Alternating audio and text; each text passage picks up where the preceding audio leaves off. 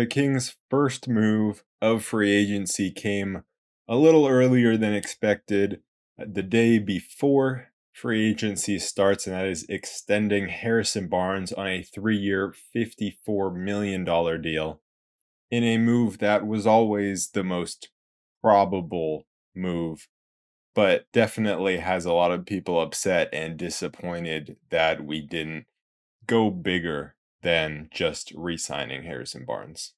$18 million a year is a little higher than I would have liked to give Harrison Barnes, but I think it's a pretty reasonable contract for him to get. 18 million is solid starter type money, and this free agency class is definitely not the strongest, although there aren't a lot of teams that have cap space right now. But this signing is definitely the safe move for the Kings. And like I said, it was always the most probable. I think when the Kings made that trade to get more cap space, it had a lot of people, including myself, thinking bigger. But obviously, that cap space didn't have to be used all on one player. I saw a really good analogy on Twitter from Brett Huff, which said this is like spending your Christmas money on your mortgage or rent, something like that. It's probably the most responsible move, but it's not the fun one. And I think that's why it has a lot of people disappointed. It's definitely it's not the big flashy move that I wanted, to be honest. But then again, that's why we're all not GMs. This is a move that maintains flexibility for the team. It's not taking a risk on a guy like Kuzma for 30 million and overpaying him. When you look at Barnes's contract, it's close to half of what Kuzma is asking for, who is obviously the other guy who could have been a big target for the Kings. And there are a couple of reasons why the Kings may have given Barnes this extension, and one of them could be they wanted to go after a Kuzma, a Chris Middleton, even a Brook Lopez, but just other teams outbid them, or they didn't want to come here. I mean, Sacramento's never been a big free agent destination, even when we're good. Or this move could have just been made because the front office wanted to round out the roster with multiple other solid pieces. And obviously, we'll see. Right now, we have 18 million about in cap space. We don't know exactly because we don't know how the Barnes deal is structured, how much he's making this year versus, next year and the next year. But it's about 18 million in cap space plus the room exception. And so obviously we'll see what we do with that. But I think getting back to Harrison Barnes, we all know why people are upset that he got this deal. And it's because of the playoffs that he had, the playoff series that he had. And while, yes, it is a concern, the playoff series, he's not defined by one playoff series or even two. He has a little bit of a history of underperforming in playoffs, before even this last one. And so obviously that's something to consider. But at the same time, when you look at what he's contributed to the regular season, which it matters, he played every single game this past season for the Kings. And he fits into this offense perfectly. And he's not a bad defender by any means. He's just not an elite defender, which is what a lot of people want, obviously, for this team.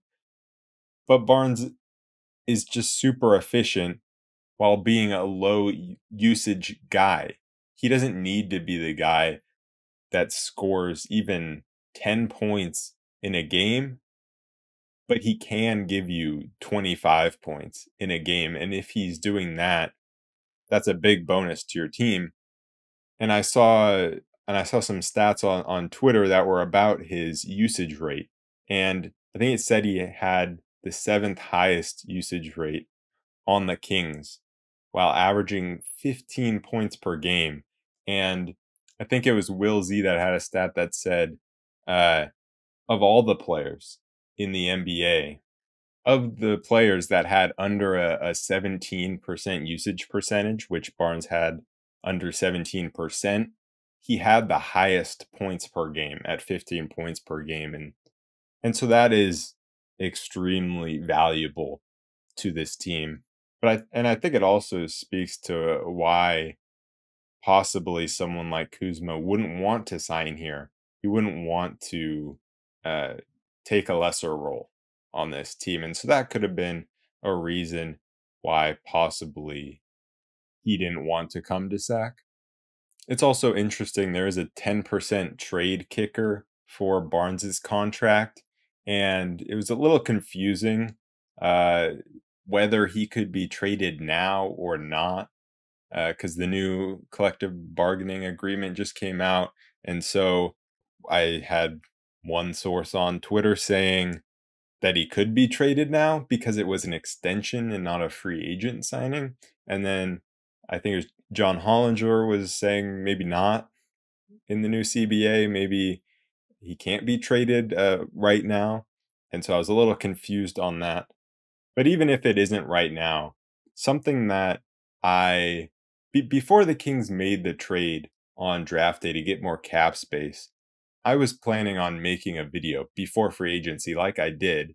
But the plan was for me to more talk about why running it back with Harrison Barnes is actually a good idea. And then we got the cap space, and I switched it, and I was talking about all the targets that the Kings could get, some of the bigger targets. And I was like, Kuzma is a great option. But running it back with Harrison Barnes, like I said, it maintains flexibility for this team and allows for trades.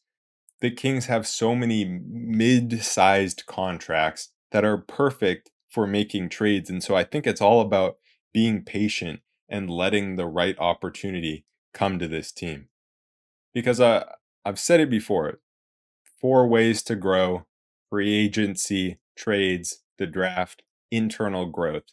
And not signing someone to a big contract allows us to maintain more flexibility on the trades side of things. And then running it back just allows this team to have internal growth. I've seen so many people after this signing say, well, us trading the 24th pick for cap space means nothing now. And I just don't understand how they're coming to that conclusion because it's just not true. Without that trade, we still wouldn't have 18 million in cap space right now to sign other guys, which is still exciting to see what we're going to do tomorrow. And then I saw people saying we're going laterally. This team is not going to get better. The West is getting better. We got lucky with health. And I just don't agree with that at all. This team can absolutely get better. Even if you take the exact same roster from last season, put it into next season, this team can absolutely get better. We started a rookie on this team last year. You don't think he's going to get better? There are so many players on this team that project to keep improving because of how young they are, or at least maintain their level of production for a good amount of years. And the only guy who was older is Harrison Barnes. But it's not even like he's 34, 35. He's 31 now. So when the contract's up, he'll be 34. And that's pretty reasonable if you ask me. And also just the team maintaining continuity. I think that can improve a team, especially the defense. So I just think it's really an overreaction to say that this team can't get better if you re-sign Harrison Barnes. With the money that we have left in free agency, obviously I made the free agency video, but now things have changed. So it could free up the possibility for a Sabonis extension, which I talked about before, but maybe it makes that more likely. I'm not really sure. With the Sabonis extension, it's an interesting one to me because, I mean, we see what goes on in free agency with guys like Kyrie Irving. And I'm not saying Sabonis is Kyrie Irving because he's definitely not. but you can't always rely on a guy to just re-sign in free agency. And so getting Sabonis extended is definitely still a solid option. And again, it's not the flashy option; it's the responsible option, you could say. I have faith that Sabonis will re-sign anyways, but I would not be mad if that's what we do with some of our cap that we still have. But in terms of other players we could get, you could look for the Kings to make a run at a restricted free agent like Grant Williams now, who would fit into this team. I don't know if you'd get all 18 million, but 17, 18 million, whatever maybe that is, because he is a restricted free agent, maybe you would have to offer that much so the Celtics don't match. That would be a guy that could start in place of Barnes, and Barnes could come off the bench, or Williams could come off the bench. I think Barnes signing this contract, it gives us flexibility where he could still come off the bench. I don't think you really pay 18 million for a bench player, but the cap space that we have remaining does allow us to sign a player that is good enough that could possibly earn a starting spot. Could we make a run at Cam Johnson? Probably not now, but I guess it's possible. Uh, Bruce Brown is a guy that a lot of teams are looking at.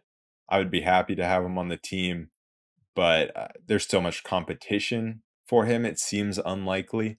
But a guy that just recently had his team option declined by the Timberwolves is Torian Prince, and that's a guy who I would love to sign. I can't remember. I think his team option was maybe 8 million.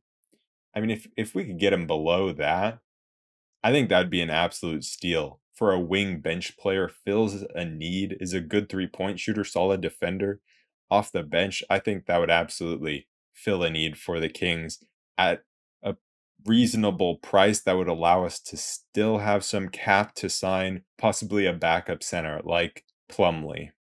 And then we always have Sasha Vezenkov, who could come over, could not come over from Olympiacos. We will see.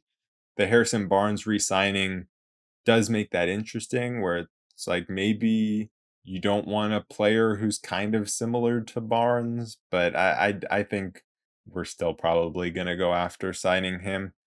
This Harrison Barnes deal definitely makes going into free agency a little less exciting, a little less excited about what the Kings are going to do. But that doesn't mean I'm not still excited, just not as excited because we can't make that big splash. Unless, of course, that big splash comes in terms of a trade, which is always possible. Overall, this was just a solid move for me. It's just fine. And there's still a lot of let's wait and see. And so I will be back making another video after free agency starts. I'm sure right when free agency starts, we'll get some Kings news at least. Maybe not all of the signings the Kings will make, but we'll probably get at least a couple. So I will definitely be here to talk about those. So that is it for this episode of the Roll Report. I will see you guys later. Peace.